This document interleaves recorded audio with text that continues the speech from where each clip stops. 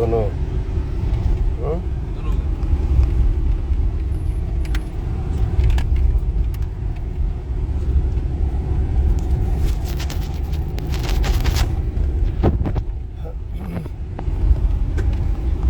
आप सबके दिल से प्रणाम करत हनी, पैर छू के। आप सबके आशीर्वाद बनल रहे। और एक हाथी हम दोबारा लाइव अली हैं कि हमरे नाम की गलत आईडी बना के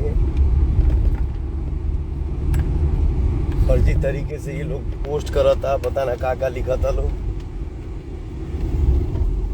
तो आप सबसे नहीं हो रहा, बाकी आप सब